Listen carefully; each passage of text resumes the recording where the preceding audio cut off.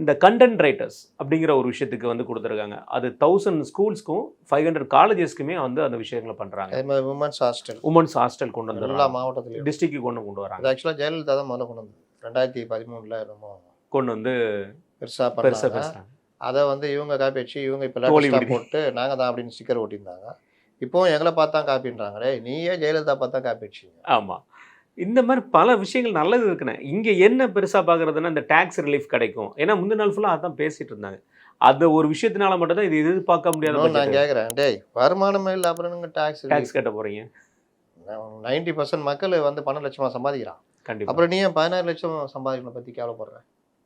இதில் இன்னொரு விஷயம் என்னென்னா டயர் 2 டயர் சிட்டி, டயர் 3 சிட்டிஸ்னு வச்சுருக்காங்க. ஃபார் எக்ஸாம்பிள் இப்போ நம்ம திருச்சி, மதுரை, கோயம்புத்தூர், திருப்பூர்லாம் வந்து டயர் 2 டயர் சிட்டிஸ்.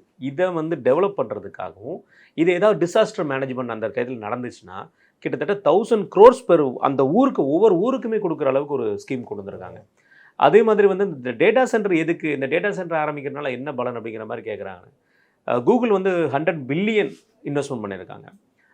அமேசான் வந்து 124 பில்லியன் இன்வெஸ்ட்மெண்ட் பண்ணியிருக்காங்க. இந்த மாதிரி எல்லாருமே அந்த அடுத்து டேட்டா சென்டர் நோக்கி தான் வந்துட்டு இருக்காங்க. மெயின் காரணம் வந்து அமெரிக்காவை தாண்டி வேறு எந்த இடத்துலையுமே வந்து ஹப் இல்லை இப்போது. ஸோ இவன் ஆட்டோமேட்டிக்காக இங்கே வர்றதுக்கு உண்டான காரணம் சிம்பிள் எக்ஸாம்பிள் தானே. அங்கே இருக்கிற லேபர் காஸ்ட்டோட இங்கே இருக்கிற லேபர் காஸ்ட் கம்மி. ஸோ இங்கே பாப்புலேஷன்ஸ் மனித உழைப்பும் அதிகம். மனித உழைப்பும் அதிகம், நாலேஜும் அவனோட ஜாஸ்தி அதிகம். இதே மாதிரி எல்லா வகையிலுமே நல்ல பட்ஜெட் தான். ஆனால் வந்து இப்போ எதுவுமே கண்ணுக்கு தெரியாது. இந்த பட்ஜெட்டோட இது வந்து அடுத்த ஜென்ரேஷனுக்கு பார்க்கக்கூடிய லெவலில் இருக்க மாதிரி விஷயம் தான் இது பெருசாக பார்க்கப்படுதுண்ணே.